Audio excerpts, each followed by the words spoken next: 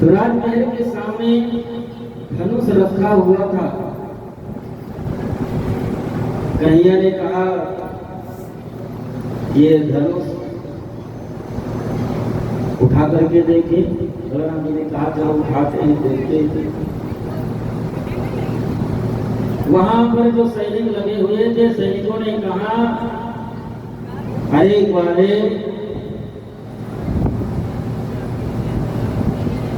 इस धनुष को 1000 हाथियों के द्वारा खींच करके लेकर के आया गया है।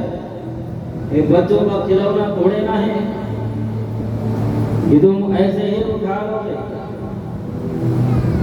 हजारों लोग मिल करके भी इसको तिल मात्र हिला नहीं सकते। तुम गंवार के गंवार ही रहे। कन्हैया ने कहा अरे मामा जी देखते तो हैं, कम से कम देखे तो। देखते ही देखते कन्हैया धनुष के समीप भी पहुंचे।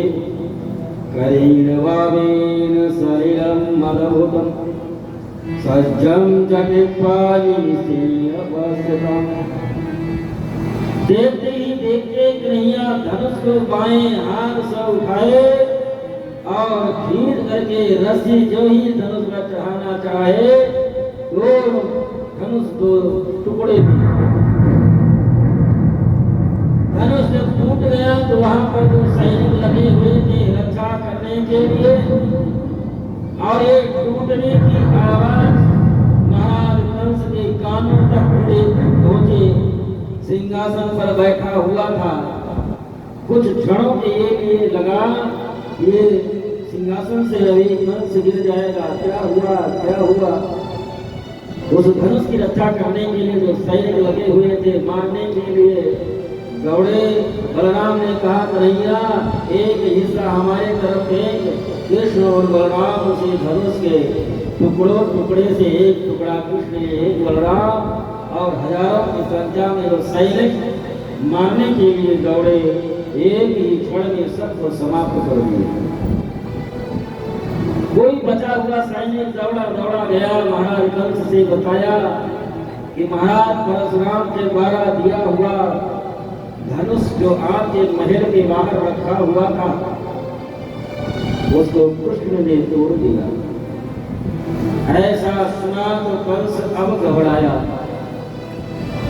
क्योंकि परशुराम जी ने जब धनुष दिया था तो उस समय परशुराम जी ने कह दिया था कंस पहली बात तो इस धनुष को कोई हिला नहीं सकेगा, स्पर्श करने की हिम्मत नहीं होगी, लेकिन जो इस धनुष को तोड़ेगा वो तुमको नहीं छोड़ेगा।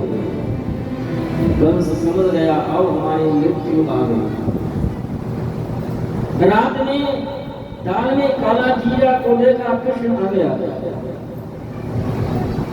कोई सामने बड़ा काली पुतली दिखाई पड़ी, कृष्ण आ गया। रात में अंधेरा दिखाई पड़ा, कृष्ण आ गया। पूरी रात नींद नहीं आई, नींद भी आई तो स्वप्न में देखना चाहे गधे पर बैठ करके दक्षिण दिशा में जा रहा हो। अपनी परछाई में छिद्र दिखाई पड़ा। कंस मन में विचार करने लगा कि अब मृत्यु समीप में आ गई। मैंने भूल की कृष्ण और बलराम को मथुरा बना करके कृष्ण और बलराम सायंकाल हो चुके थे। नंद बाबा के पास में बाल वालों के साथ में पहुंचे। सुबह हुए तैयार होकर के कृष्ण नंद बाबा बाल वालों को लिए जहां पर मेले का आयोजन हुआ था ग्वाल बालों को लेकर के नंद बाबा पहले ही आ गए और कृष्ण बलराम दोनों भाई मेला देखने के लिए चले और जिस दरवाजे से होकर के कृष्ण और बलराम को जाना था उस द्वार पर उबलया पेड़ हाथी जो हजारों हाथियों का बल रखने वाली हाथी उसको मदिरा मिला करके खड़ा कर दिया गया।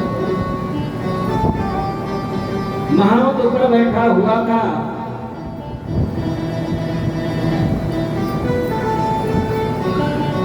और कन्हैया को देखा, अंकुश का प्रहार किया। हाथी कृष्ण बलराम मारने के लिए जो ही दौड़ा, कन्हैया उस कुलया पेड़ हाथी के दोनों दांव को पकड़ करके और ऐसे घुमाया, जमीन पर पटका। उस कुलया पेड़ हाथी का उद्धार के बलराम जी ने कहा कि कन्हैया, जब द्वार पर ही संकेत मिल गया कि मामा ऐसे ही नहीं बुलाए हैं मेला देखने के लिए, अब हम दोनों भाइयों को होशियार रहना पड़ेगा। उसी कुलया पेड़ हाथी के दांत को काट लिए दोनों भाई, एक एक दांत लिए और द्वार पर जो रक्षक लगे हुए थे हजारों की संख्या में सैनिक, सबका उद्धार करके और सीधे जहाँ पर सभा लगी हुई थी, कंस ऊंचे सिंहासन पर बैठा हुआ था, सभा में पहुंच गए। सभा में जब भगवान पहुंचे, जिनकी जैसी भावना है भगवान उसको उसी रूप में दिखाई पड़ रहे हैं। मल्लानामा श्रीराम नरवरा श्रीराम गोपानां स्वजनो असतां चितभुजां शास्ता सपित्रो शिशु। जो वहां पर योद्धा थे उनको भगवान कार के रूप में दिखाई पड़े। जो महिलाएं थी, किसी जैसी जिसकी भावना है उसको भगवान उसी रूप में दिखाई पड़ रहे हैं। जो वृद्ध माताएं हैं अपने बालक के रूप में दिखाई पड़े, नवयुवती हैं उनको पति के रूप में दिखाई पड़े। जो संत स्वभाव को के हैं उनको भगवान के रूप में दिखाई पड़े। जागी रही भावना जैसे प्रभु मूर्ति में,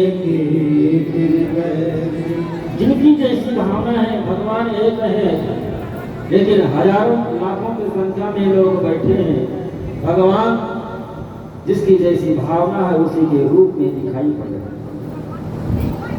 सभा में पहुंचे तो सब कौशल मुस्लिम चांडोर को पहले ही कंस लगा रखा था। चांडोर कृष्ण को देख करके ललकारा, ये नंद सुनो ये राम भवंतो वारिसम्मतो। चांडोर भगवान कृष्ण बलराम को ललकारता है लड़ने के लिए। ऐसा जब सभा में बैठे हुए लाखों लोगों ने देखा कि हाथी के स्वरूप जैसा चांडोर छोटे छोटे बालकों को लड़ने के लिए ललकार रहा है। हमारे महाराज कंस कितनी अत्याचारी है, कितने बड़े दुष्ट हैं कि छोटे छोटे बालकों से लड़ने के लिए हाथी जैसे राक्षसों को लगा दिए हैं। सब कंस को गालियां देते हैं। भगवान कहते हैं, मामा जी आपका शरीर इतना बड़ा भयंकर, हजारों हाथियों का बल आपने, हम तो छोटे से नन्हे थे, आपके भांजे हैं, हम आपसे कैसे लड़ सकते हैं। बाला वयम तुल्य भलैके यस्यामो यथोचिता।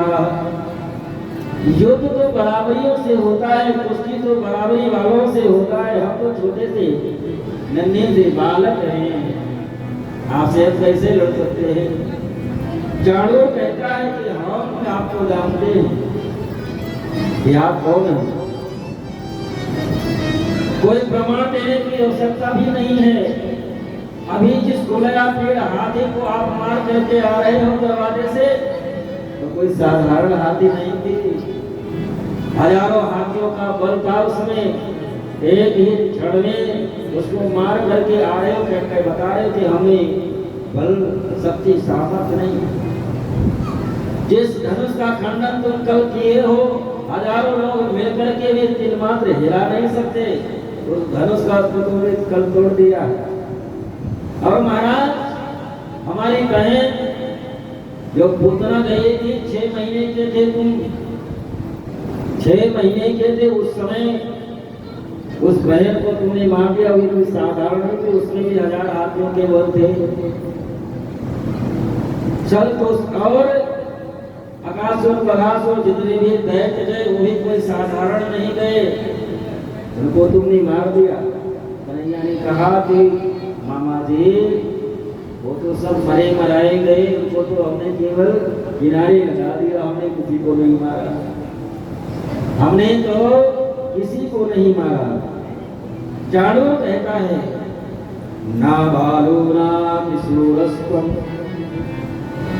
ना बालो ना किशोरस्त्वं बलश्च बलिनां मराः।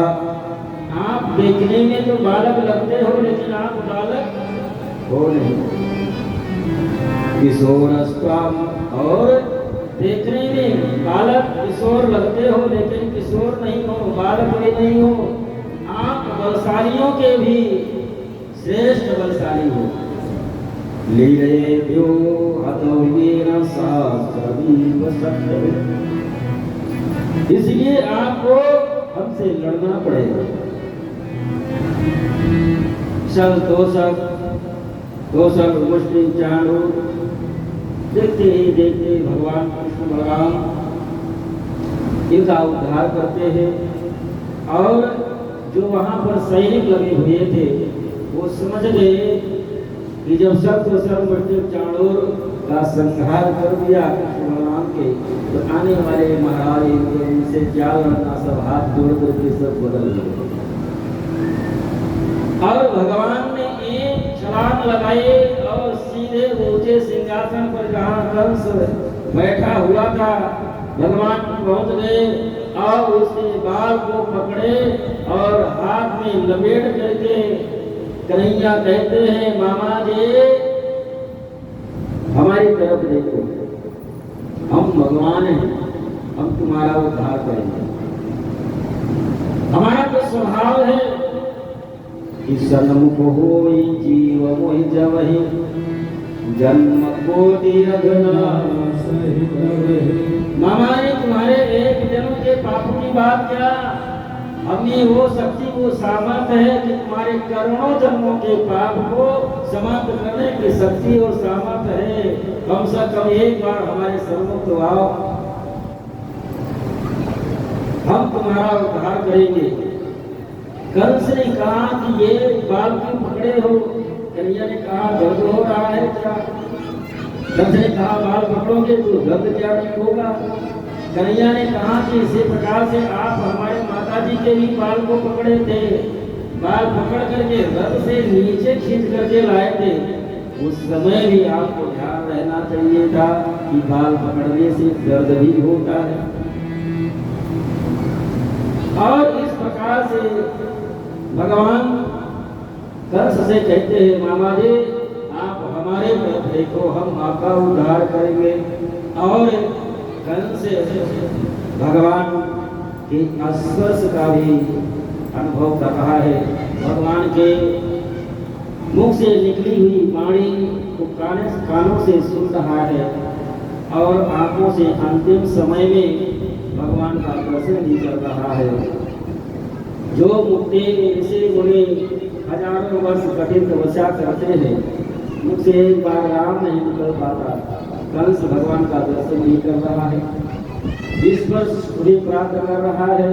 भगवान के मुख से निकली हुई वाणी के द्वारा कानों से भी सुन रहा है, आंखों से दर्शन कर रहा है।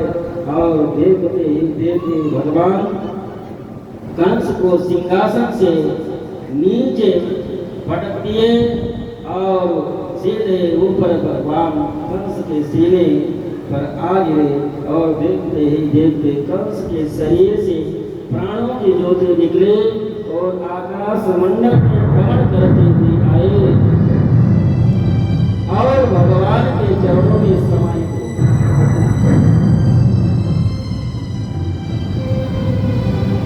प्राणों की ज्योति निकली कंस के शरीर से भगवान के चरणों में आकर के समाहित हो गए, जिसको सायुज्य मुक्ति कहते हैं। भगवान कंस का उद्धार किए और अपने माता पिता को बंदी ग्रह से मुक्त कराए। माता पिता के चरणों में जाकर के प्रणाम करते हैं। मातरम पितरम चैव मोचयित्वा बंधना।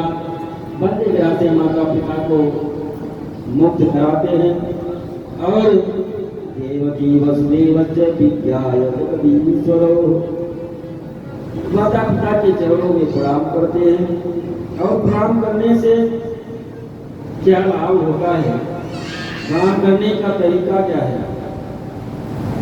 दूर से पहला भी कर देने से प्रणाम हो जाता है, दूर से प्रणाम करने से क्या प्रणाम हो जाता है? प्रणाम करने का तरीका यह है कि आप झुक करके दाहिने पैर के अंगूठे को एक 4 उंगली से जब स्पर्श करेंगे तब प्रणाम माना जाएगा। ऐसा प्रणाम करने से 4 वस्तुएं अपने आप मिल जाती हैं। जिसको प्रणाम करो वो बोल करके आशीर्वाद दे या न दे, लेकिन यदि आप इस प्रकार से प्रणाम करते हैं तो 4 वस्तुएं अपने आप ही मिल जाती हैं। क्या? अभिवादन शीलस्य नित्यं लोकसेविनाः चत्वारि तेषां वर्धन्ते आयु विद्या यशो बलम्। ये 4 चीजें अपने आप ही प्राप्त हो जाती हैं। माता पिता के चरणों में प्रणाम किए। और नाना उग्रसेन को भी बंदीगृह से मुक्त कराए। कंस को भी बंदीगृह में डाल रखा था। नाना उग्रसेन का राज तिलक करवाए और ग्वाल वालों के साथ में नंद बाबा से निवेदन करके नंद बाबा को वृंदावन वापस किए। और अब कृष्ण और बलराम का वसुदेव जी यज्ञोपवीत संस्कार करवाते हैं। यज्ञोपवीत संस्कार हुआ। गुरु संदीपनी के यहाँ जाकर के विद्या का अध्ययन करते हैं। इस प्रकार से भगवान का यज्ञोपवीत संस्कार हो गया। विद्या अध्ययन करके वापिस मथुरा में आए। एक दिन मैया देव की मन में विचार आया कि नौकर रसोइया तो कन्हैया को रोज भोजन तो कराया ही करते हैं। आज स्वयं मैं ही क्यों ना चल करके अपने हाथों से बना करके कन्हैया को भोजन कराना। स्वयं भोजन कराने की इच्छा हुई। आज मैया देव ने स्वयं अपने हाथों से बढ़िया सुंदर सुंदर भोजन बनाई। थाली में बढ़िया से सुंदर सजाई। मन में विचार आया कि कन्हैया को मक्खन बहुत प्रिय है तो थाली में मक्खन भी रख दी। कन्हैया के कमरे में सुंदर थाल सजा करके देवती जी लेकर के जब आई, कन्हैया ने जब थाली में मक्खन देखा तो मैया यशोदा की याद आ गई। मैया यशोदा की याद आई और पकड़ करके जोर से चिल्ला करके कन्हैया रो पड़े। देवती समझ नहीं पा रही कि करूं क्या। ये भोजन की थाली देख करके रो पड़ा। बचपन तो इसका आपने देखा नहीं, मैं इसके स्वभाव के बारे में परिचय हूं नहीं, अब करूं क्या। दौड़ी दौड़ी गई रोती हुई वसुदेव जी से बताएंगे कन्हैया वो आज स्वयं भोजन बना करके खिलाने की इच्छा हुई। थाल ले करके गई, भोजन की थाल रखे मक्खन दे करके कन्हैया पकड़ करके रो पड़ा। वसुदेव जी के भी आंखों में आंसू आ गया। वसुदेव जी कहने लगे कि मैं भी तो कन्हैया के स्वभाव के बारे में जानता हूं, मैं भी कर जा सकता हूं। उंगली पकड़ करके चलना तो नंद बाबा ने सिखाया। स्तनपान तो इसने यशोदा का किया। चलना बोलना उठना बैठना सब कुछ नंद बाबा यशोदा ने सिखाया। मैं कर भी जा सकता हूं।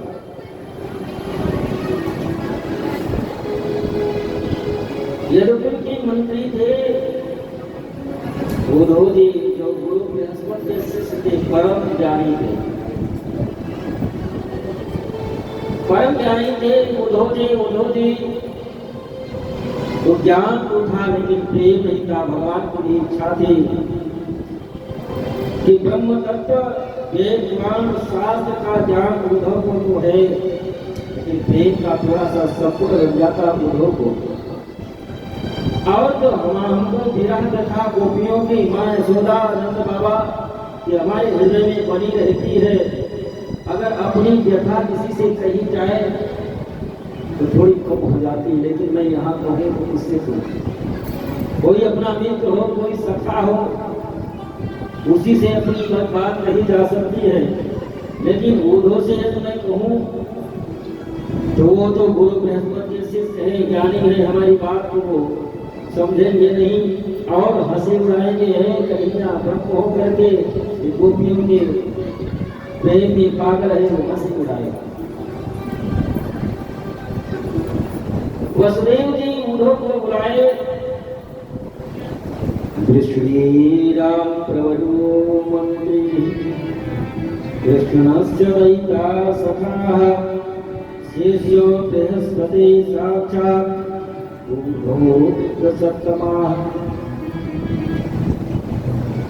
उद्धव से वसुदेव जी ने सारी बात बताई कि तुम उसके मित्र हो, सखा हो, जाकर के समझाओ क्या बात है, कन्हैया को मथुरा में क्या कष्ट है, क्या तकलीफ है, जाकर के कुछ हो सकता है तुमसे सारी बात बताए। उद्धव कन्हैया के पास में आए। कन्हैया, क्या मथुरा में आपको कोई तकलीफ है? रहने की तकलीफ है, खाने की तकलीफ है, या कोई चीज आप चाहते हैं मथुरा में आपको नहीं मिल रही? किस बात की तकलीफ है? कन्हैया ने कहा कि उद्धव, मथुरा में और किसी बात की तकलीफ नहीं है, लेकिन मैं कितना निष्ठुर हूं। जो नंद बाबा उंगली पकड़ करके हमको चलना सिखाए, जो मैं यशोदा तनी से जुकाम हो जाए तो संसार के सभी वैद्यों को बुला लेती थी, थोड़ा सा कम दूर दिए तो यही कहती आज कन्हैया को क्या हुआ। जो गौ चराने के लिए जब निकलता था तो सुबह से शाम तक राह में बनी रहती थी। उस माँ से हम झूठ बोल करके आए कि परसों आएंगे, परसों बीत गए। हमको लगता है कि जैसे मैं याद करता हूँ गोपियों को, माँ यशोदा नंद बाबा को, शायद वो भी हमको वैसे ही याद करते होंगे। यदि वो हमको याद करना बंद कर दे तो मैं भी भूल जाऊंगा। आप ज्ञानी हैं, आप जाकर के अपने ज्ञान के द्वारा उनको समझाएं, क्योंकि उद्धव क्षण प्रति क्षण उनकी याद हमको सताती रहती है। ढूंढो मोहे ब्रज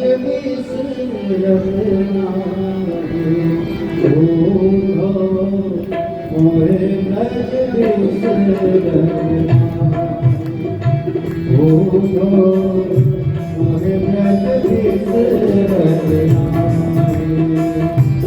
वृंदावन गोकुल तन आवत, वृंदावन गोकुल तन आवत, सघन तन इच्छाई मोहे ब्रज बिसरत नाहि, मोहे ब्रज बिसरत नाहि।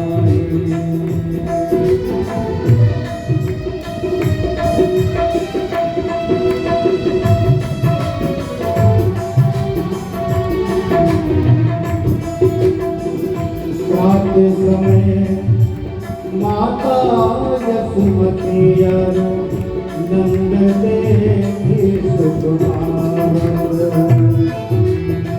रात समय माता यशोमती नंद देखी सुख माखन रोटी दही सदायो माखन रोटी दही सदायो अतिहित साथ जवान उधो तुहे लग बेस रचना उधो तुहे लग बेस रचना उधो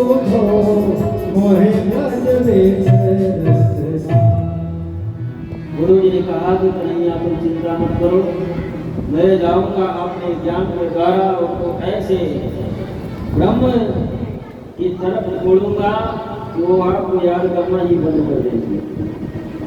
कन्हैया ने कहा यही तो मैं यही चाहता हूँ। वो लोग चलने के लिए तैयार हुए, रथ को बैठना चाहे। कन्हैया ने कहा कि मित्र उधो ऐसे ही यदि वृंदावन गए तो तुमसे कोई बात भी नहीं करेगा।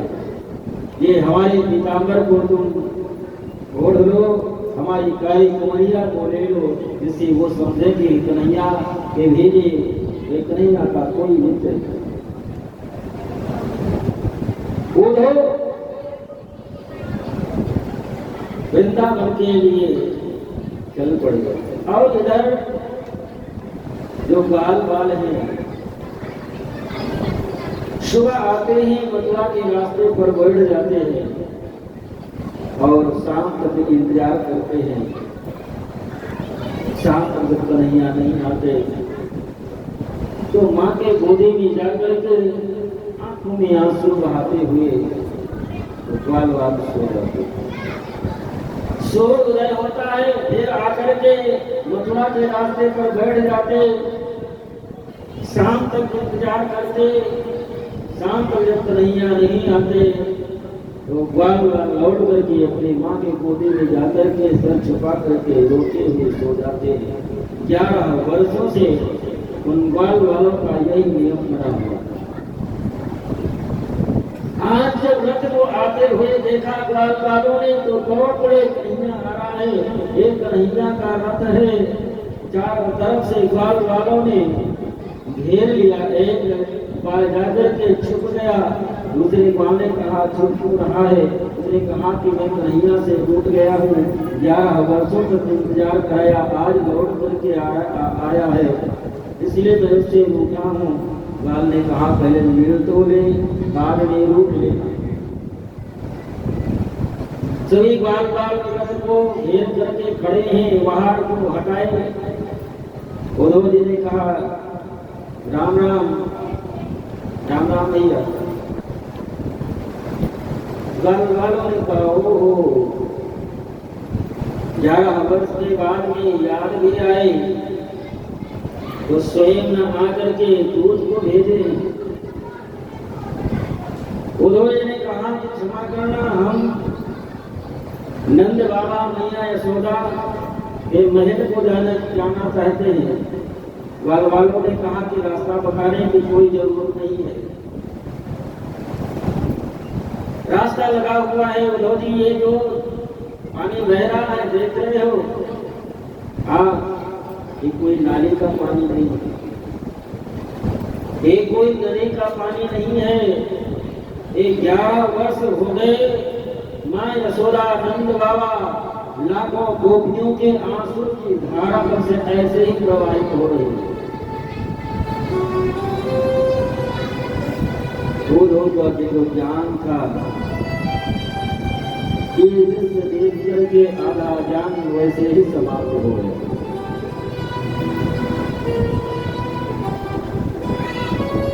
भैया यशोदानंद बाबा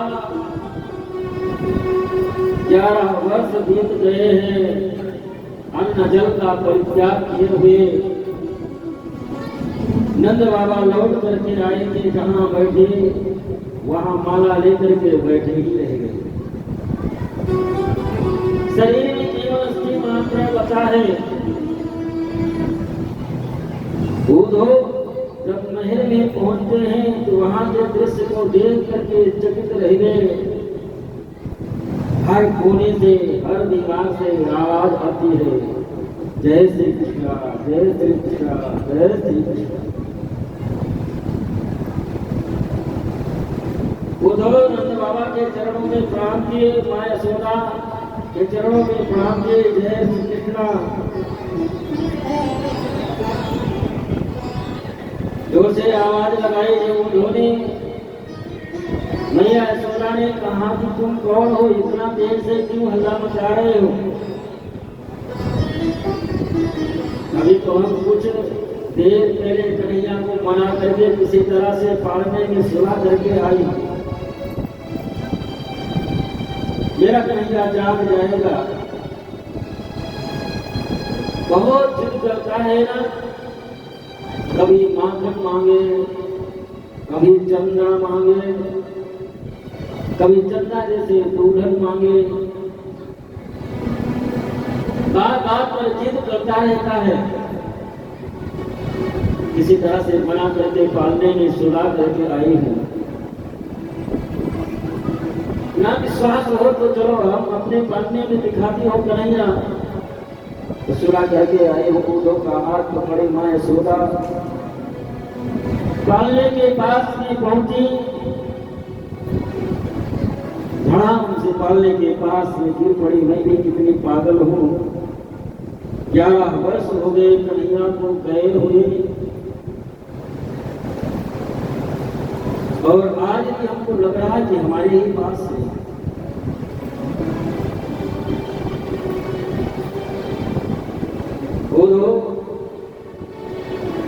कन्हैया लगता है हमसे रूठ करके चला गया है। वो तो ऐसे प्रेम को देख करके उनको समझाने के लिए गए थे, अपना ज्ञान देने के लिए।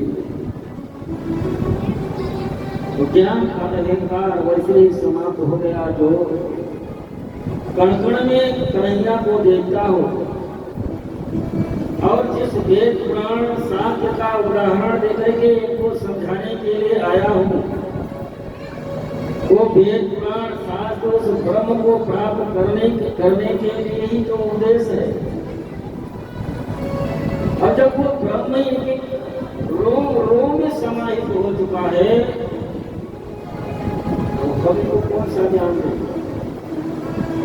वो वेद पुराण शास्त्र के ज्ञान जो हमको गुरु बृहस्पति के द्वारा मिला है, वो लोगों को बता करके सन्मार्ग पर चलने के लिए ही तो बताया गया है। ऐसा ऐसा करने से ब्रह्म की प्राप्ति होगी। और जो वो ब्रह्म ही इनके रोम रोम में समाहित है, तो इनको कौन सा ज्ञान देगा? उद्धव से वसुदेव जी से बड़ी लंबी वार्ता होती है, सुबह होती है। उद्धव जी गोपियों से जाकर के मिलते हैं। गोपियों से भी बड़ी लंबी वार्ता होती है, समझाने का प्रयास करते हैं। गोपियाँ कहती हैं कि उद्धव 10-20 मन तो है नहीं हमारे पास, एक ही मन, और वो भी कन्हैया के पास में चला गया। तो आप जब निर्गुण निराकार ब्रह्म की बात करते हो, तो दूसरा मन कहाँ से लाएं उस निर्गुण निराकार को मुझे लगाने के लिए? और उधर तुम ये सोचते हो कि हमारा कन्हैया हम लोगों को छोड़ करके चला गया, तो तुम्हारी ये भूल है। ये तुम्हारी भूल है कि कन्हैया हम लोगों को छोड़ करके चला गया। कन्हैया कभी ब्रज को छोड़ करके जाता ही नहीं है। गोपियों ने कन्हैया का दर्शन उद्धव को कराया, और गोपियों की प्रेम, गोपियों का कि रोम रोम में जिसकी कृष्ण समाया हो, ऐसे गोपियों के चरणों में प्रणाम करने की सामर्थ्य हमारे में नहीं। उद्धव मन में विचार करते हैं कि ऐसे गोपियों के चरणों में ही प्रणाम करने की सामर्थ्य हमारे में नहीं, क्योंकि भले ही मैं गुरु का शिष्य वेद पुराण शास्त्र सबका ज्ञान हमने प्राप्त कर लिया है। हम तो वंदे वंदे नंद पादेव अभिजिताम। जो इनके चरणों का रज है, जो इनके चरणों की धूली है, उनको उस धूली को भी प्रणाम करने की सामर्थ्य हमारे में भी नहीं है। और गोपियों के नंद बाबा के चरणों की धूली को अपने मस्तक में लगाए। उद्धव जो कहे थे कि 1 घंटे में हम समझा करके वापस आ जाएंगे, वो उद्धव गोपियों के चरण शरण में 6 महीने से ऊपर हो गया पड़े हुए। 6 महीने तक वृंदावन में पड़े रह गए। और वापस जब लौट करके आए कन्हैया, उद्धव से कहे मित्र लौट करके आ गए। उन्होंने कहा कन्हैया तुम हमसे बात नहीं मत करो, तुम्हारे इतना कठोर तो संसार में हमने देखा ही नहीं। जो माँ यशोदा नंद बाबा गोपियां वहां के यहाँ तक वृक्ष पशु बच्चे इतना स्नेह प्रेम करने वाले, उनका परित्याग करके तो यहाँ बैठा है 11 वर्षों से। क्या तुम्हारी इच्छा नहीं वो नहीं हुई कि जाकर के उनसे मिला? तुम्हारी कभी इच्छा नहीं हुई उनसे मिलने की? कन्हैया ने कहा कि हमारी भी इच्छा होती है, मैं भी मिलना चाहता हूँ। और वो ग्वाल बाल गोपियाँ नंद बाबा मैया यशोदा वृंदावन हमसे कोई अलग नहीं है।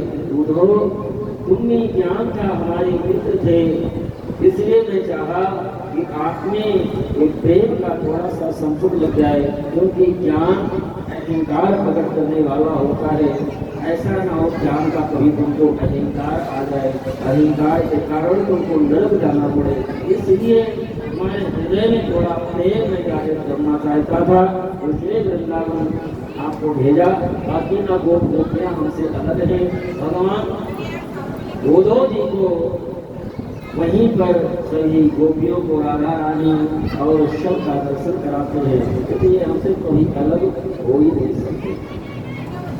श्री सुखदेव जी महाराज कहते हैं जिस प्रकार से उद्धव के हृदय में प्रेम जागृति करते हैं भगवान, और जब कंस का उद्धार भगवान कर देते हैं तो कंस की जो पत्नियां थी जिनका नाम था अस्ति बहुत प्राप्ति, अस्ति प्राप्तिश्च कंसस्य मैशुरो भरतर्षभा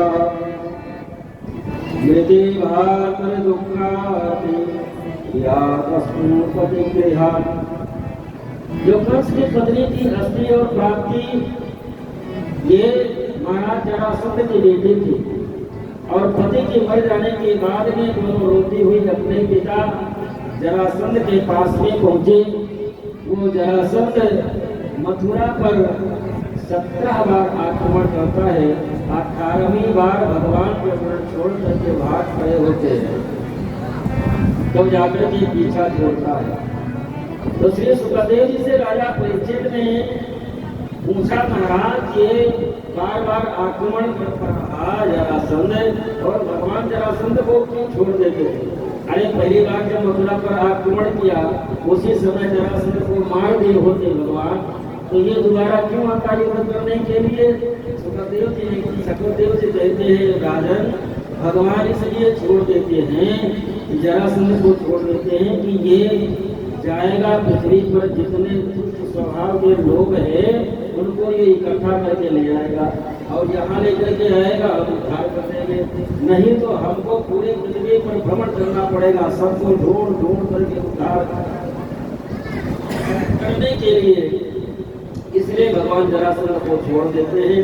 17 बार आक्रमण करता है, 17 बार पराजित होता है। 18वीं बार इराक देश के राजा कालयवन थे, उनकी सेना और जरासंध अपनी सेना लेकर के अब मथुरा पर आक्रमण करता है। भगवान कृष्ण बलराम जी से कहते हैं कि हम लोग अब की बार रण छोड़ करके भाग। बलराम जी ने कहा भैया रण छोड़ करके भागेंगे तो लोग उनको रण छोड़ कहेंगे। कन्हैया ने कहा कि ऐसे भी कई नाम है, कोई माखन चोर कहता है तो कोई गोल चोर कहता, वैसे ही कई नाम है, एक नाम रण छोड़ भी तो जाएगा, क्या दिक्कत है?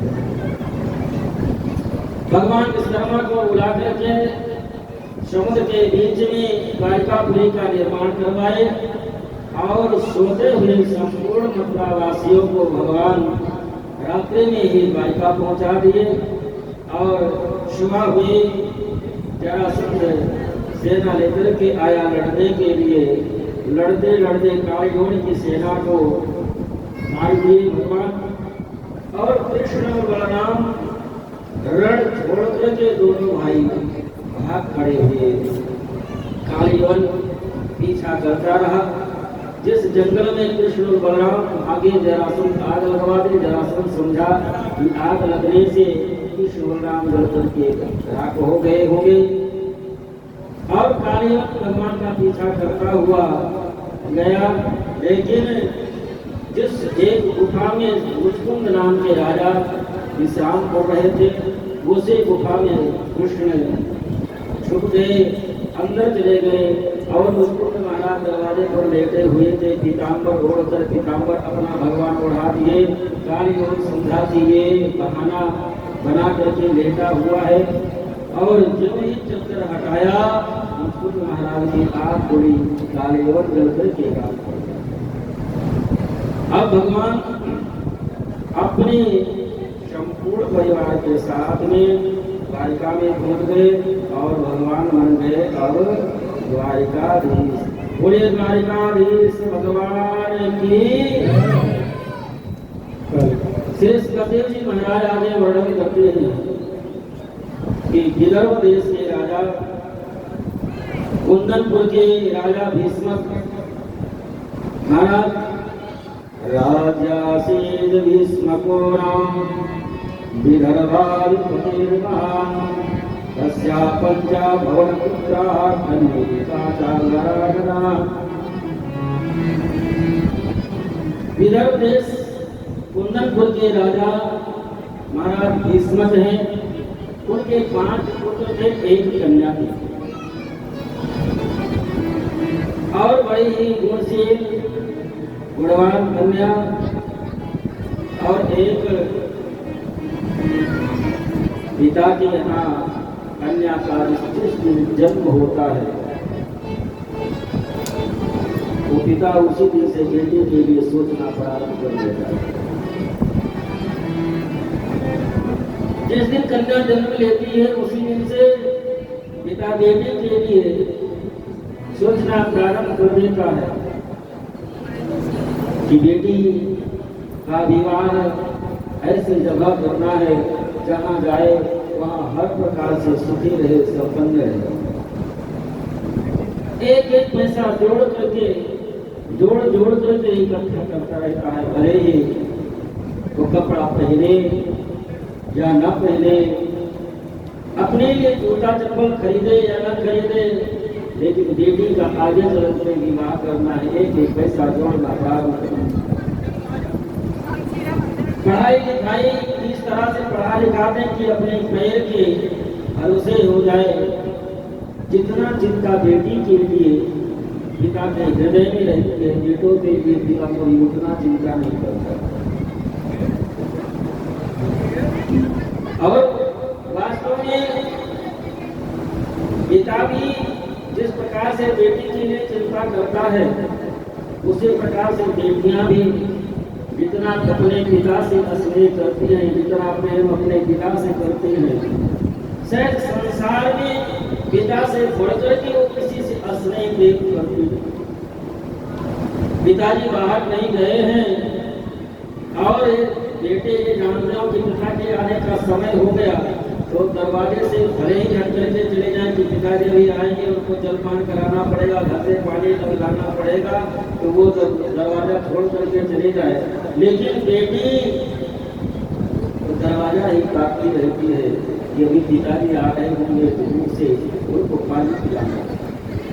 बेटी ठंडी के मौसम में तब तक इंतजार करती है, भोजन नहीं करती है जब तक पिताजी घर न आ जाए, और अपने से थोड़ा सा आटा अलग रखे रहती है कि पिताजी आएंगे तो अपने हाथों से बना करके गरम गरम रोटी अपने पिता को खिलाऊंगी, और पिता को खिलाने के बाद में ही बेटी खाती है। और एक बेटी के लिए पिता का हृदय कितना कोमल होता है। संसार में ऐसा नहीं देखा गया है कि जवान बेटा मर जाए तो पिता के आंखों में भले आंसू न आए। जवान बेटे के लिए पिता के आंखों में आंसू न आए, लेकिन ऐसा नहीं देखा गया कि बेटी के विदाई के समय बाप के आंख में आंसू न आया। बेटी की विदाई के समय कितना भी कठोर गिरने वाला बाप होगा वो भी रुक पड़ता है। एक पहाड़ पर एक वृद्ध चढ़ते जा रहे थे, गोदी में पेट पर बच्चा था। एक नवयुवक ने कहा कि बाबा बच्चे को लाओ, हम ले लें, आपको चढ़ने में ऊपर चढ़ने में तकलीफ होगी, आपको भार लग रहा होगा। बाबा ने कहा कि ये बेटा नहीं है, ये बेटी है, और एक पिता के लिए बेटी कभी भार नहीं हुआ करती। एक पिता के लिए बेटी कभी भार नहीं हुआ करती, और जिस बाप के लिए बेटी भार होती है वो बाप नहीं हुआ करता। बेटियां कभी पिता के लिए भार नहीं होती। महाराज इस वक्त एक बेटी है, जन्म ली, तब से विचार करते हैं कहीं अच्छे कुल खानदान घर में बेटी का विवाह हो जाए। सबसे बड़ा बेटा बड़ा है जिसका नाम है रुक्मी। महाराज इस वक्त सिंहासन पर बैठे हुए थे। रुक्मी एक दिन आया और पिता के चरणों में प्रणाम करके निवेदन करके कहने लगा, पिताजी मैं अपनी बहन का विवाह देख आया हूँ। कहाँ? सिंध नरेश के राजा महाराज शिशुपाल के साथ में विवाह। वहाँ जाएगी बहन, अपनी हर प्रकार से सुखी रहेगी, संपन्न रहेगी, किसी प्रकार का कष्ट नहीं होगा। महाराज भीष्म ने कहा कि ये पिता के लिए और चाहिए क्या, लेकिन जब ये बात रुक्मिणी को पता चले कि भाई ने विवाह शिशुपाल के साथ में पक्का कराया है, तो अपने वो भाभी के गोदी में सर रख करके रोने लगे। भाभी आपको जानते हैं कि बचपन में जब इंद्र के 12 द्वारकाधीश के चरित्र को हमने सुना था, उनके स्वभाव के बारे में सुना था, उनकी कथा को सुनी थी, तब से मैं उनको पति के रूप में स्वीकार कर चुके हो, तो अब मैं शिशुपाल के साथ में विवाह कैसे कर सकती हूँ?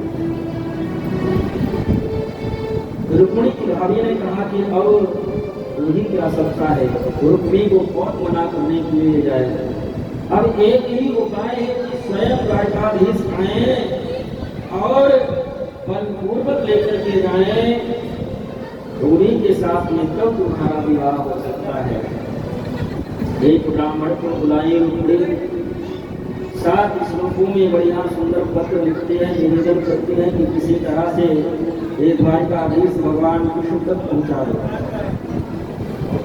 ब्राह्मण रुक्मिणी के द्वारा लिखे हुए पत्र को लेकर के द्वारका पहुंचते हैं। द्वारका के द्वार पर पहुंचे कृष्ण ने देखा ब्राह्मण को, ब्राह्मण देव के चरणों में प्रणाम किए। कृष्ण द्वारकाधीश भगवान कृष्ण ने कहा कि कैसे आगमन हुआ ब्राह्मण देवता, मैं कुंदनपुर से आया हूँ, रुक्मिणी का विवाह उत्सव है, तो पत्र लेकर के भेजे हैं, इसलिए मैं आया हूँ। कन्हैया पत्र खोले, पत्र को पढ़ते हैं। पत्र में लिखा क्या है? श्रुद्धा गुणानुभवन सुंदर सुरवताम निर्विष कर्ण विवरैर्हरतोऽङ्गतापं रूपं दशां श्रीमतां अखिलार्थलाभं वैयाजुतद्विषदे चित्पन पात्रम्। जब से मैंने आपके गुणानुवाद को, आपके रूप चरित्र के बारे में सुना है, तब से मैं आपको अपने पति के रूप में स्वीकार कर चुके हो। और मैं ये नहीं चाहती कि किसी सिंह का भाव सियार लेकर के जाए, अब आप आपकी जैसी इच्छा आप करें। वो पत्र लेकर के द्वारकाधीश भगवान कृष्ण ब्राह्मण प्रसाद में लिए और कुंदनपुर के लिए प्रस्थान करते हैं। बलराम जी कन्हैया से